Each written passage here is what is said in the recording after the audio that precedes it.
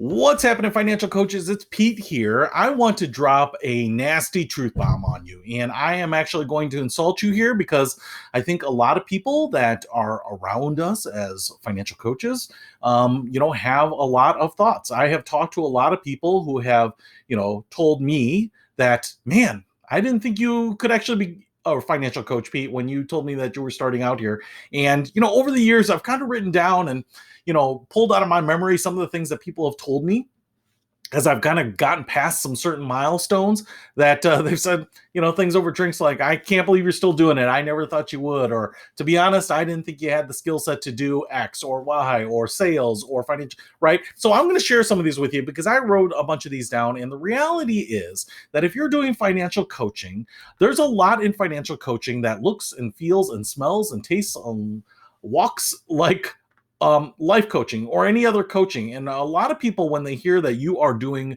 coaching of any type, health coaching, business coaching, whatever it might be, executive coaching, that they just kind of roll their eyes. They may not do it outwardly, but they're doing it inwardly. And I'm going to, like I said, share some of these things that I think you should be thinking about when people are watching you. You have probably told people you're doing financial coaching, and here's what your friends really think, right?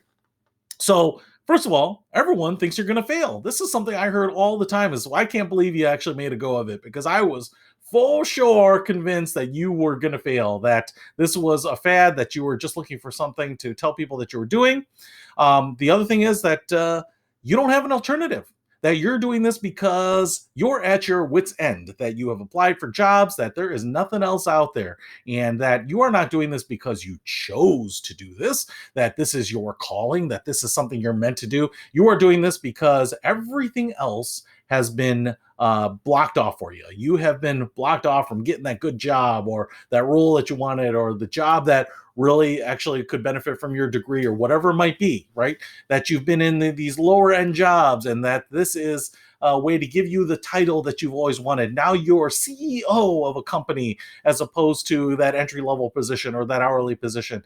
And so it's just the easiest way to get to where you want to be from a prestige standpoint. And since you couldn't accomplish it in the private sector, in the real world, that you just made it up on your own and that you're doing this as a financial coach. All right. I tell you what, people don't believe in your financial knowledge, especially if you are not one of those people who has always been, hey, I heard some great money hack here that I just want to tell you about, or you haven't lived it yourself. You haven't been just putting away a ton of money and you've got this big nest egg and you're always invested in the market or whatever it might be. So some people just don't really think you have the financial knowledge. For me, people would tell me this, despite the fact that I grew up in a house where my father was a CFP, that I was doing and helping out with workshops as a kid, that I went to school for economics, that I worked in banking and investment management, right? And despite this, some people were like, I didn't know that. And, even still, does that mean in the world of personal finance, you're some sort of guru, right? And so if you have less credentials than that, I'm telling you, people are thinking, like, do you even have enough financial knowledge? I know these guys on TV and in the newspaper, that write about, finances, and they seem to know all the ins and outs and all these details. I've never heard you talking about, mega backdoor Roths or IRA conversion or whatever it might be, right? So, it just seems like, are you that smart about finances that you should be doing this? And then a lot of people have also said that you don't have a reputation for authority. You don't even command the room when you go to a party, right? How are you going to, have this respect from all of these strangers that don't know you? How are they going to find you? And, for me, I'm a bit of an introvert. You might not think that, but I actually am. I grew up very shy. I kind of learned to put myself out there. I kind of learned to be more aggressive and more direct, meeting people and doing sales. It's just one of those things where I've learned that you cannot be quiet and have people read your mind and walk up to you and say, hey, you seem like someone who's really thoughtful, that has something on their mind. Man, it's just haunting me. And now I want to buy from you because there's such mystery and secret around you, right? That doesn't happen. You've got to be out there. You've got to be advocating for yourself. And a lot of people have told me that, you didn't seem like you'd be a guy that would have an audience, that people would listen to, that anyone would care, that certainly that people wouldn't pay to come to your presentations, or that you would be paid to speak at organizations or conferences, right? So that surprises people. To be really honest, some people might say, like, yeah, you should put a video out on YouTube, but who's going to listen to it? No one, man. Who do you know, right? You don't have a mailing list. You're not the head of a club. You haven't run for office, right? You are just in your own little world, so you don't have this authority, you don't have this audience, this reputation. The other thing that I was told is that I don't have sales skills. I will tell you what, I did not have sales skills. I kind of thought that I knew what sales were. I thought that if I do a good job, demonstrate my expertise in things, work with people, don't push, just offer suggestions, just demonstrate my ability to help them, to consult to them, that they will be begging to buy from me. And that's just not the way it works. And so if you think that being a consultant is the same as being a salesperson, it is not. And for a lot of years, people would put consultant in there instead of salesperson. And I think that many people should just embrace the fact that their title is salesperson, right? And as a small business owner, or as a large business owner, most of the time you are doing sales work, not consulting work, because you are trying to build your business. And if you are in the phase of building, as opposed to managing or maintaining or even winding down, if you are building, if you don't have the income that you want, ultimately, that target income that you need, or the minimum income that you need, you are in a sales mode, and you need to be thinking about sales, not kind of these indirect ways of getting sales, or things that might lead to sales and networking, right? These are all indirect ways. You need to be talking one-on-one with prospects. You need to be getting in front of them. You need to be reminding them that you're there. You need to be reminding them of the problems that you help them solve, right? And getting there. And I was told many times that, well, Pete, I just didn't think you had the sales skills. And I'm telling you that you're telling your friends that you're doing financial coaching, and they are saying, I don't think that person can sell. I mean, they asked me out to a movie, and they couldn't even convince me that I really wanted to go see that movie, right? So how are they going to sell anything to build their business? How are they going to get people to part with hundreds of dollars an hour to just talk to them, to have nothing physical to show for it, right? To just pay for their advice, for their knowledge, for their guidance, right? So I'm telling you, people think that.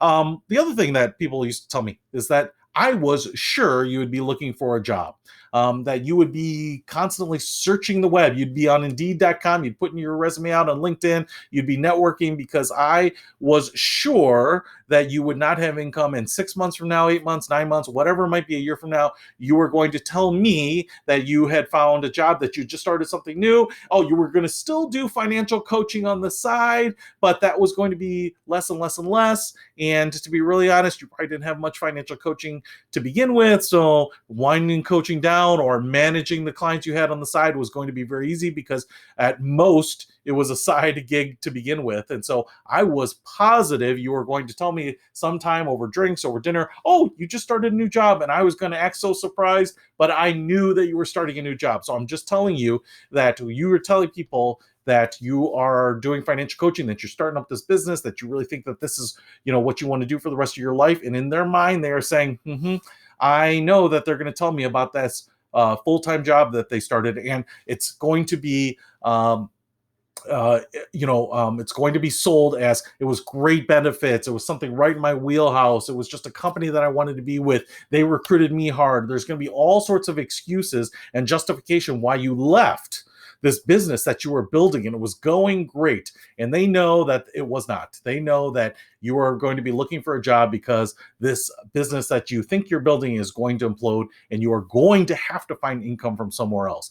Now, the other thing that they told me was that they knew that I was going to come up with excuses of why I failed. And the examples that I kind of remember from this is that, it was just a change in the economy, or, people didn't have the money, or, one of the things that I found was that it was just really hard to work those hours, or I had so many people asking me, or it was the lifestyle, or whatever it was. It was just so much to manage as a small business that there were going to be all these excuses explaining why I shut down my business, or I wound it down, or I got that full-time job and I still run my business on the side to help the clients that I really like. So these are all euphemisms for I couldn't hack it, I failed, it didn't go nearly as well as I planned, maybe I didn't have any results that I was hoping for. And so basically I'm telling you these because these are all things that I ask people, what surprised you about what I'm doing or this or that, right? Or any of the businesses that I've been in.